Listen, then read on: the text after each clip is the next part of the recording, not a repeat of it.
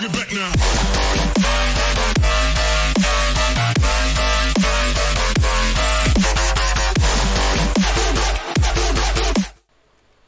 Alright everybody, what is up? Welcome back to my channel.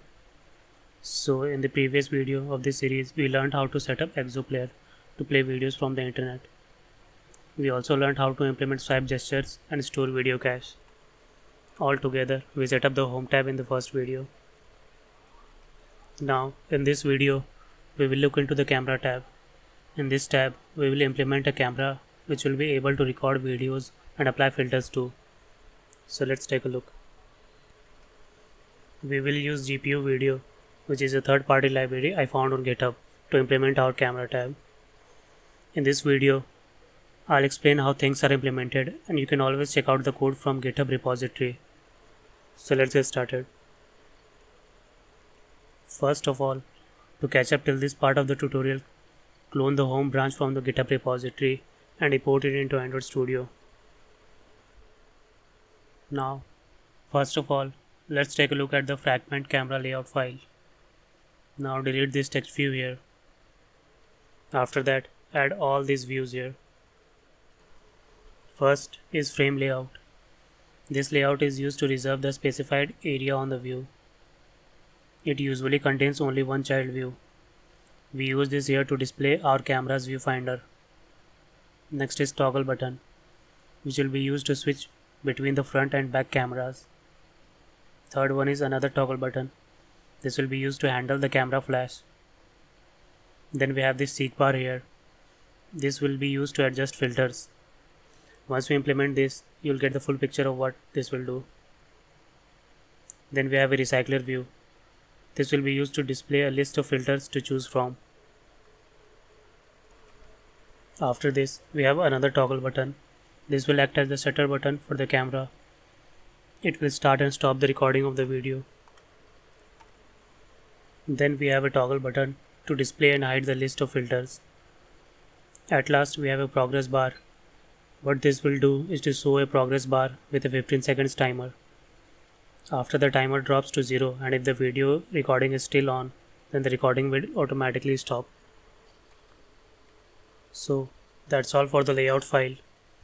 Now, for our application to access the camera and record audio video, we need to define those permissions and implement a proper permission handling. So let's do that. Open the Android manifest file and add these two permissions. First one is for the camera and second is for recording audio. Now, since we declared the permissions, we need a mechanism to prompt users to grant those permissions and handle the responses accordingly. So what we will do is to create a fragment without any view. This fragment will ask for the permissions first, and if the user allows them, then it will redirect them to the camera fragment. So first of all, create this permission fragment. This fragment will handle the permissions.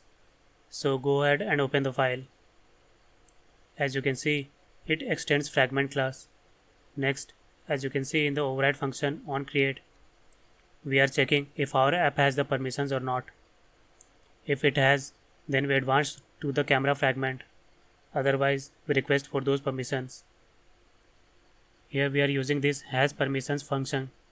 Now if I scroll down, we can see that this has permissions function is a static function which takes in a context. Now what it is doing is to iterate through our array of permissions which is defined here and check if all of them are granted or not. Now this all extension function here returns true if all the conditions inside it returns true. So that's all for this function. Now we get back to the onCreate function. Next, if all the permissions are granted, then we call the Jetpacks navigation library to navigate to the camera fragment. Don't worry if you don't understand the navigation components. I'll explain that in a bit. For now, focus on this particular fragment. So next, if the permissions are not yet granted, then we request for that. For that purpose, we are calling this request permission extension function for fragments. It takes in an array of permissions which we require and a permission code. This code is for uniquely identifying each permission request made by each app, so no conflict can occur if more than one app asks for permission at the same time. As you can see, we have defined this code above here. Next, we have this onRequestPermission result.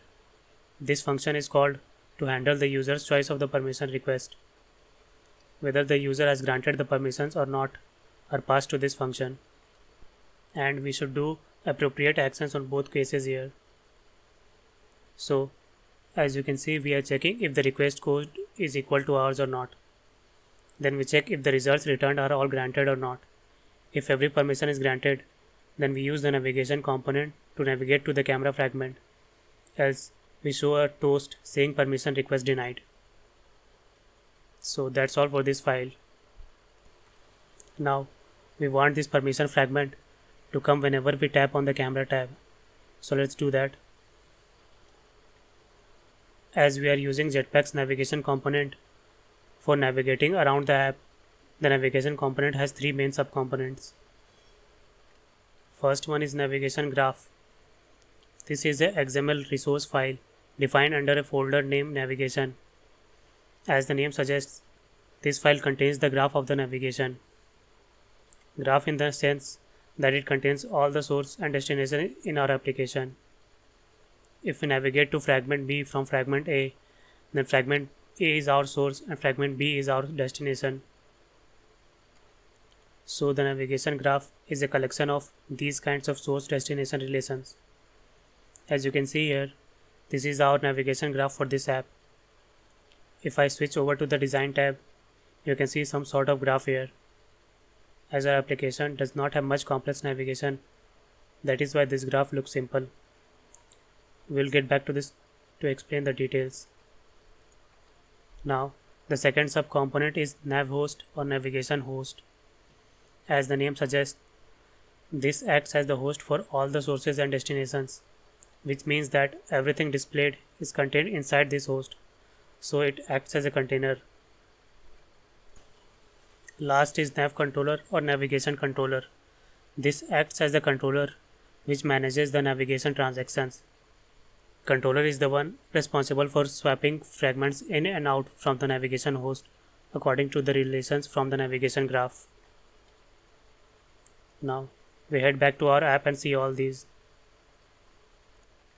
Our app is currently set up in such a way that if we tap on the camera button, it directly navigates to the camera fragment.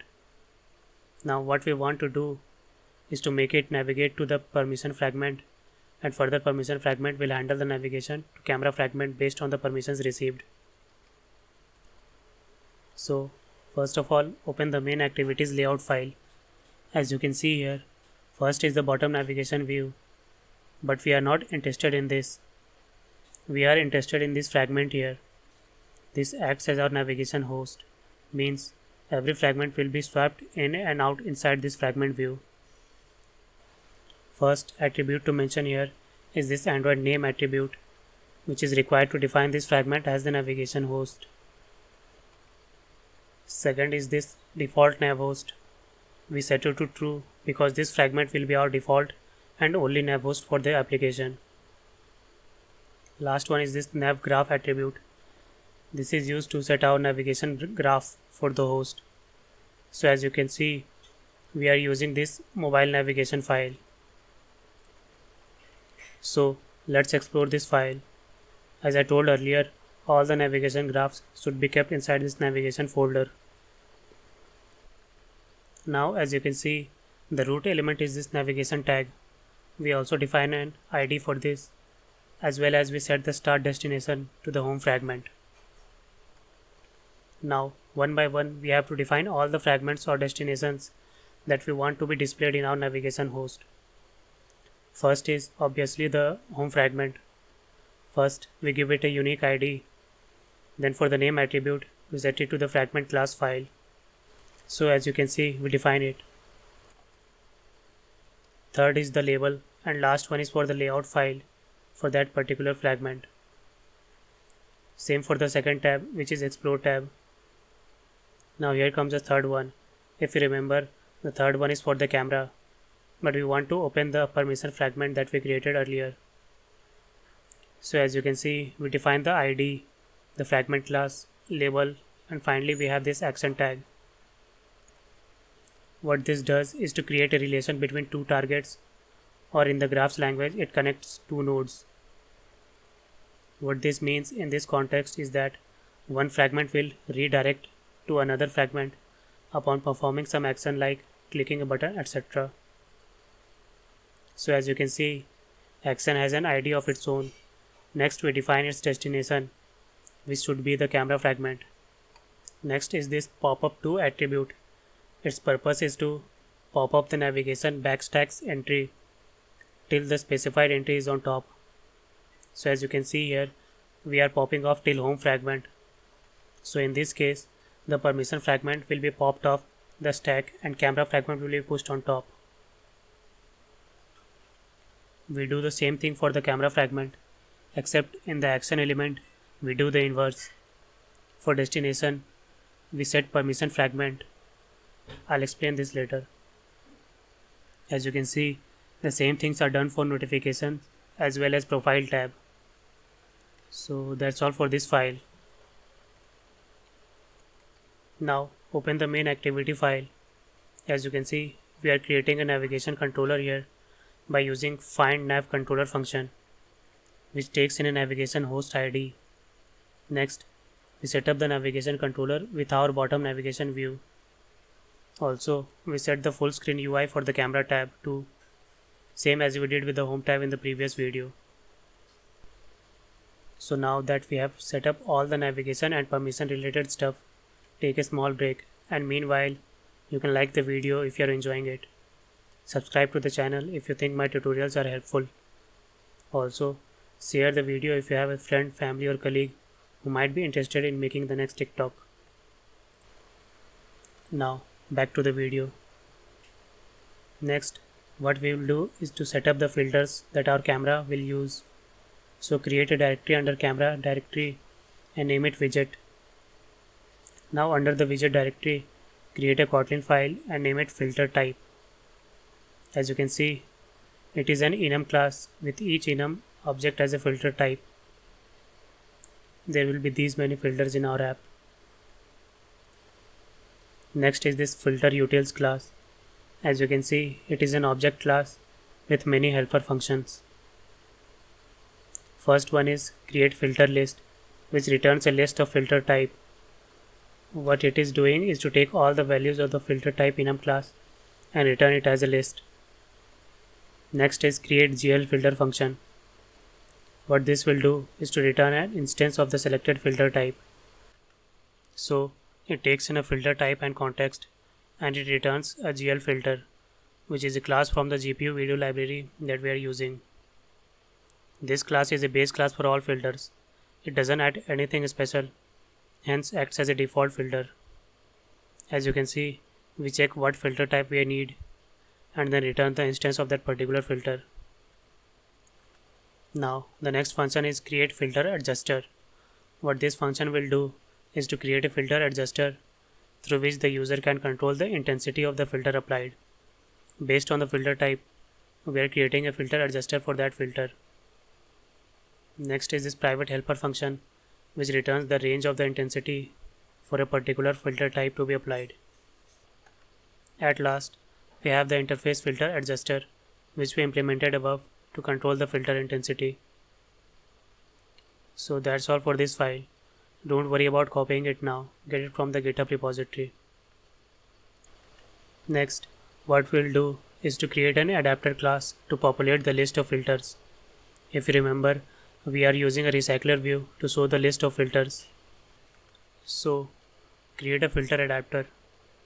As you can see and might already know, this class extends the recycler view.adapter class and which takes this filter adapter.viewHolder class. Now, first thing to notice here is this onItemClick variable of type lambda function, which takes in a filter type as input and returns unit or void. Also, it is nullable. This way, you can use this variable to invoke onClick on our filter items. Next is an empty list of filter types. Next is the inner class view holder. So we are setting it as usual. You may be familiar with this before. Anyway, it's not that difficult. First thing that we are doing in the bind function is that the filter types that we defined in the class were in all uppercase and had underscores.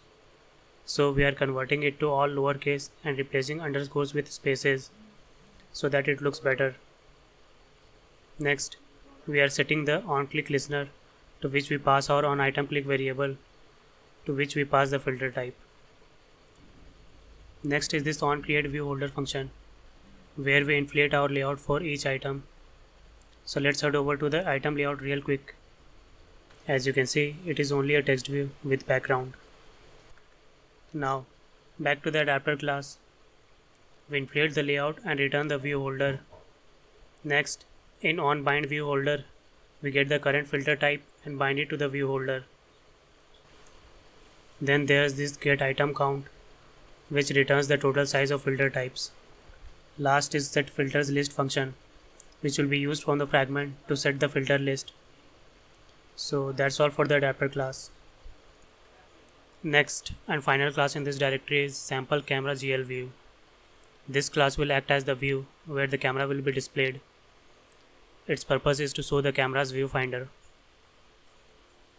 Now as you can see, it extends the GLSurfaceView class, which is provided by the GPU video library.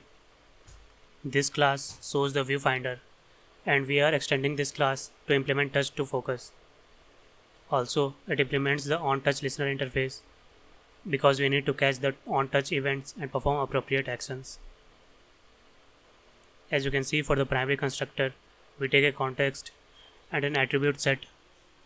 Also, we implement the set onTouch listener in the constructor itself and pass the same class as implementation.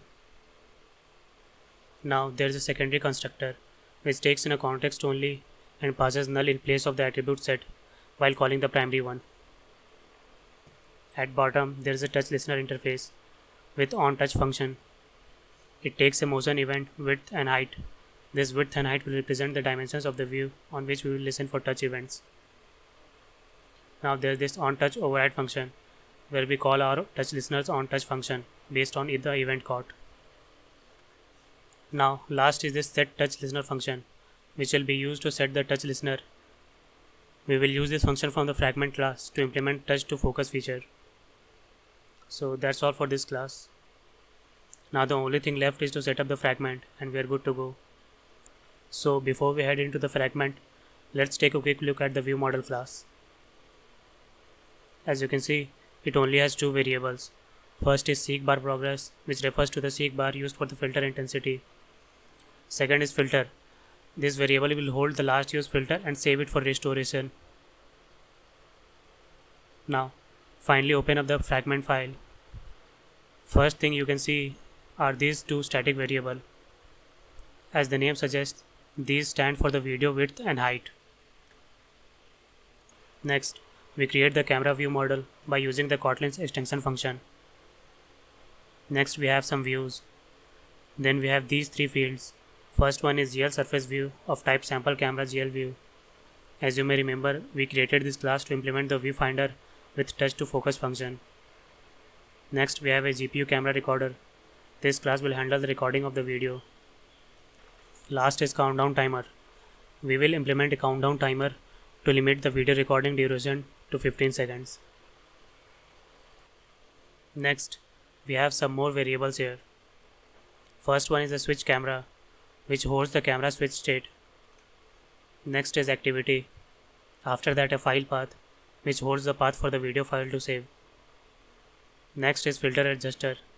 As I discussed earlier, this will be used to adjust filter intensity. Last is lens facing, which holds the camera state whether it is facing backwards or front. Now in onCreateView, we do our usual find view by ID stuff. On activity created, we set our activity variable. Next is onResume, where we first check if the permissions are granted or not. We do this because it is possible that a user might have revoked the permission while our app is in on pause or on stop state. So if the permissions are not granted, we redirect back to the permission fragment. Otherwise, we start the camera, set the views, and restore the camera state if it exists. Otherwise, the default state will be restored via the view model. Next is on pause, where we first save the state. State in the context means which filter was applied on the camera and its intensity, as we have seen in the view model class. After saving the state, we call stop camera to release all the camera related resources our app might be holding. Next, we'll look at this start camera function here. As you can see, first of all it calls set camera view function. Now if you take a look at the set camera view function, first it removes all child views of the frame layout. Then initialize the GL surface view. After initializing, we set the touch listener to implement touch to focus. We call this change manual focus point function of the GPU camera recorder. What this function does is to change the focus point to the area where the touch was generated. At last, we add the surface view to our frame layout. Now back to the start camera.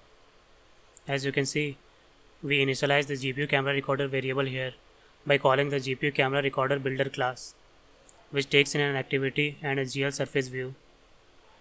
Then we also add a camera record listener. This has many override functions which are called at specific events. First one is on video file ready, which as the name suggests is called whenever the video file is saved and ready. We show a toast here. Second is on camera thread finish. This is called every time the camera thread is finished or dead. Our camera implementation runs on a separate thread from the UI thread. As you can see here, we are checking if the camera is to be switched or not. If it is true, then we again start the camera and put the switch camera to false. I'll explain this later in detail. Third is on get flash support. This will be called when our camera returns true for flash support. Next is on record complete and on record start. You can do something here if you want to. Last one is on error, which will be called whenever any error occurs. Then we plug in the camera properties that we have. First is lens facing, which by default is set to front, video size, and at last the default filter. So that's all for this function. Let's take a look at the stop camera function. In this function, first we are checking if the GPU camera recorder and GL surface view are initialized or not.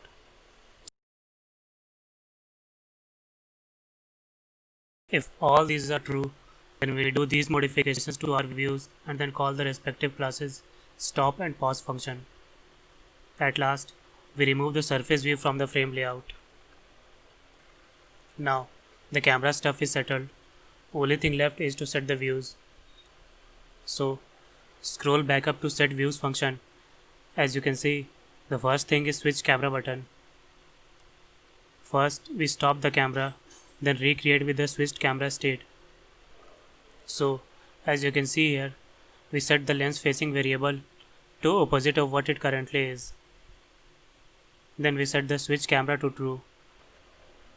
Now, by doing this, our on camera thread finish callback function will be called, and since we switch the lens facing, the recreated camera will be facing the opposite direction. Next is the flash button. It checks if the flash is available or not. That turns on the flash if it is available. Then call this change autofocus function to set the autofocus after flash is turned on. Then we call this set timer function here. What it does is to set a countdown timer of 15 seconds, which allows the video recording to last only for 15 seconds. There will be a progress bar on top to represent this, if you remember the layout for this fragment. Now, if you take a look at the set timer function here, first we define the time in millisecond, so 15 seconds will be 15,000 milliseconds. We set the record progress to 15. Then during recording, the progress will start decreasing by 1 every second. Once it gets to 0, the recording will stop. Next, we create a countdown timer object. In constructor, we provide the total duration with the countdown interval. Interval means that Each tick will deduct this much time from our total duration. Next, we override the onTick function. This will be called at every tick. So we are setting our progress bar here. Next, we override the onFinish button. Here we stop the recording if it is started. Now back to setViews function. Next thing here, we set the setter button.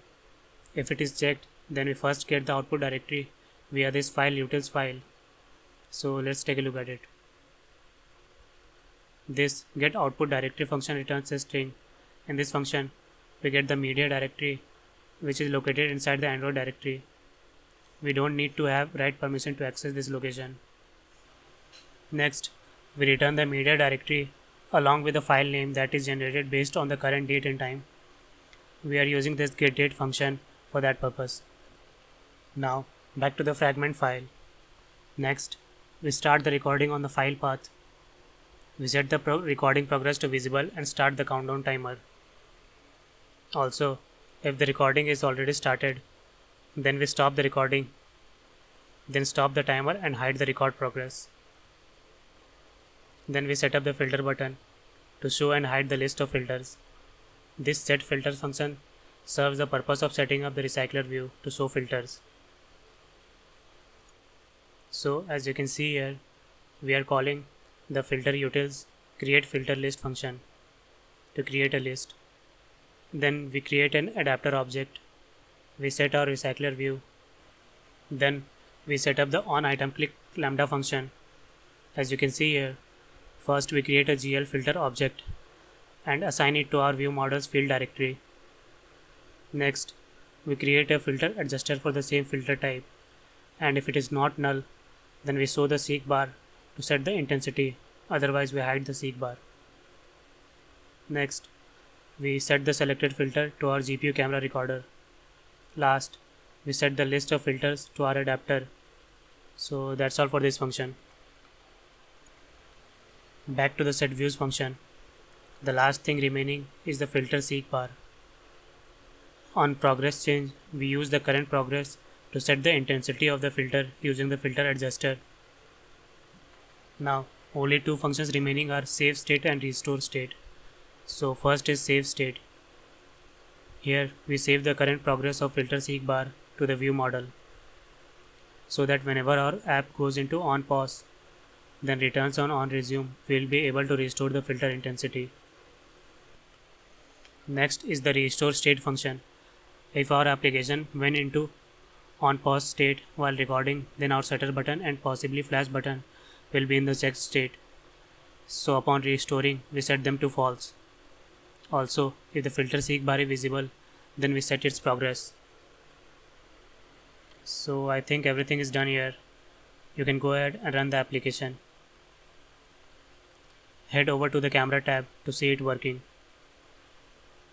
So that's all for this video. We have successfully set up the camera tab. To catch up till this part of the tutorial, clone the camera branch from the GitHub repository. We will see the rest of the tabs in the next video. If you really enjoyed the video, then don't forget to like, subscribe and share. I'll see you guys on the next one.